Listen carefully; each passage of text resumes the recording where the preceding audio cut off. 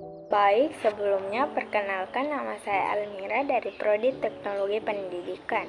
Di video kali ini saya akan menjelaskan tentang apa itu cybercrime. Bagian A, definisi cybercrime. Seiring dengan perkembangan zaman, manusia berhasil menemukan berbagai macam teknologi yang berguna untuk kehidupan sehari-hari. Telah banyak inovasi teknologi yang kini hadir di tengah masyarakat. Hal ini diciptakan semata-mata untuk memenuhi kebutuhan sehari-hari manusia. Hadirnya teknologi juga memiliki pengaruh besar dalam kehidupan sehari-hari manusia. Hampir dapat dipastikan setiap orang kini juga telah bergantung dengan teknologi. Pasalnya, setiap hari kita memerlukan teknologi untuk menjalani aktivitas sehari-hari. Salah satu perkembangan teknologi yang sangat maju membantu dalam memenuhi kebutuhan sehari-hari ialah internet. Adanya teknologi telah berhasil memudahkan manusia untuk mengetahui berbagai macam informasi dan menghubungkan manusia dengan dunia belahan lainnya. Meski begitu, tidak jarang ada oknum yang memanfaatkan perkembangan teknologi untuk melakukan tindak kejahatan atau yang biasa disebut dengan cybercrime. Cybercrime adalah tindakan kejahatan yang dilakukan secara online. Kejahatan ini tidak mengenal waktu dan tidak pilih-pilih target. Biasanya terjadi pada individu atau perusahaan dimanapun berbeda. Menurut Organization of Air Computer Developer atau OECD, cybercrime adalah semua bentuk akses ilegal terhadap suatu trinitas data. B. Jenis-jenis cybercrime. 1. Identity theft. Sesuai dengan namanya, identity theft adalah jenis cybercrime berupa aksi pencurian identitas. Pelaku identity theft akan melakukan teknik peretasan pada website korban. Mereka akan mengakses server website untuk mendapatkan informasi pribadi yang tersimpan. Identity theft akan cenderung menyasar toko online, website, membership, dan jenis website lain yang menggunakan data pelanggan dalam proses pelayanannya. 2. Sharding adalah jenis cybercrime yang berupa pembobolan kartu kredit. Pelaku kejahatan mencuri data informasi kartu kredit dan menggunakannya untuk kepentingan pribadi. Bagaimana pelaku bisa melakukan sharding? Ada banyak cara, bisa dengan phishing, memasang wallet di toko online, atau membeli informasi dari gelap internet. Dampak dari sharding cukup merugikan, sebab jika tidak cepat 66 disadari, pemilik kartu kredit harus membayar tagihan besar atas belanja yang tidak dilakukan, kadang dalam jumlah yang sangat besar. 3. Corporate data theft.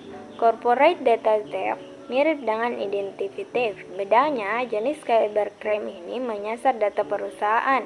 Pelaku meretas situs perusahaan, kemudian mencuri data-data yang penting. Data perusahaan yang berhasil didapatkan bisa dimanfaatkan untuk kepentingan pribadi, misalnya untuk mengakses tanpa hak. Bisa juga data tersebut dijual di pasar gelap dengan harga yang tinggi. 4. Cyber extraction. Istilah ini mungkin masih asing, padahal jenis cybercrime berupa pemerasan ini cukup sering terjadi. Kejahatan online ini bisa menimpa perusahaan ataupun perorangan. Modusnya, pelaku akan meminta uang sebagai tebusan data penting yang telah dicuri. Kasus cyber extraction yang marak saat ini adalah pengguna ransomware. Malware ini memasukkan ke perangkat korban dan mengendalikan data di dalamnya. Pemilik tidak dapat mengakses data tersebut tanpa menggunakan sandi dari pelaku kejahatan. Sedangkan untuk mendapatkan sandi tersebut harus ada uang tebusan yang dibayar terlebih dahulu.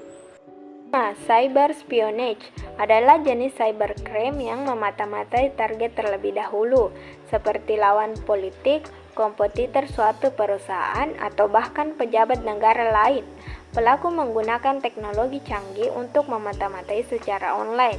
Cyber espionage biasanya dilakukan dengan memanfaatkan software dengan aplikasi yang ditanamkan di dalam komputer. Semua aktivitas data penting bisa diakses tanpa disadari. Sebagai contoh, kejahatan ini pernah menimpa Barack Obama saat itu digunakan untuk mencuri data sensitivitas terkait kebijakan luar negeri Amerika. C. Bagaimana mencegah terjadinya cybercrime? 1. Gunakan hosting yang aman. Biasa dikatakan inilah langkah penting sebagai upaya melindungi website kita.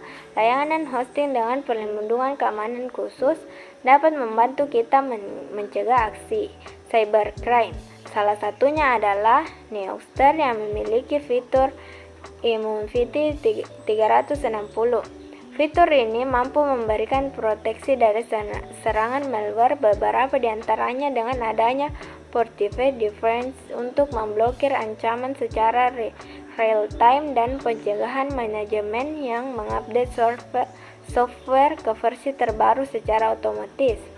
2. Rajin update bisa menjadi cara untuk menghindari cybercrime, baik update sistem operasional maupun sistem manajemen website kita.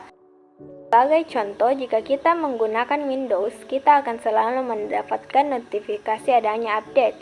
Jika memungkinkan, segera lakukan update yang direkomendasikan. Hal ini berlaku juga berbagai pengguna Microsoft maupun Linux. Selain itu, untuk melakukan update pada WordPress, setiap kali ada versi terbaru, kita bisa melakukan secara langsung melalui halaman dashboard WordPress atau menggunakan langkah manual. Setelah meningkatkan keamanan, kita juga akan mendapatkan fitur terbaru yang lebih canggih. Tidak hanya itu, jangan lupa untuk selalu melakukan update tema. Juga akan mendapatkan fitur terbaru yang lebih canggih. Tidak hanya itu, jangan lupa untuk selalu melakukan update. 3. Pasang SSL. Apakah kita pernah memperhatikan ikon gembok yang berada sebelum URL website? Nah, itu adalah tanda bahwa website tersebut menggunakan SSL. Dengan melihat ikon gembok tersebut, pengunjung situs kita akan percaya bahwa 73 website kita ini aman. Hal ini karena pengunjung meyakinkan bahwa website kita memang aman untuk dikunjungi karena telah mengaktifkan SSL. Sebenarnya alasan utama mengapa kita harus memasangnya adalah karena SSL menjamin keamanan yang berlapis. 4. Terapkan 2 faktor autentisational. Sebagaimana kita mungkin sudah mengenal 2FA adalah metode keamanan yang memungkinkan website selalu melakukan verifikasi pengguna secara real-time dengan kode unik yang dibuat saat itu juga. Ini merupakan metode populer yang sudah diterapkan oleh perusahaan ternama seperti Google, Facebook, Yahoo, dan lainnya. Metode 2FA ini mengharuskan pengguna tidak hanya memasang username password mereka, namun juga akan diminta memasukkan kode OTP yang dikirim melalui SMS atau email. 5. Gunakan password yang unik. Apakah kita termasuk yang membuat password masih menggunakan tanggal lahir? Sebaiknya kita harus mengubahnya mulai sekarang. Password seperti tanggal lahir, nomor telepon, atau nomor rumah tipe-tipe password yang mudah ditebak. Hal ini dapat membuat hacker semakin cepat untuk meretas situs Anda. Gunakan password dengan kombinasi angka, huruf, juga simbol. Ini digunakan untuk menghindari cybercrime. Jika kita kesusahan mengingat password, kombinasi dibuat aplikasi semacam LastPass tentu saja bisa memudahkan kita membuat password yang unik. 6. Hati-hati dalam membuka email. Email menjadi salah satu media pelaku cybercrime menjalankan aksinya. Pelaku mengirimkan email kepada korban dengan berpura-pura sebagai pihak berwenang. Ada banyak macam isi email digunakan untuk melakukan kejahatan online, salah satunya dengan memberikan link yang mengarahkan korban untuk mengkliknya. Jika tidak hati-hati, kita bisa terperangkap dalam rencana jahat yang mereka kerjakan.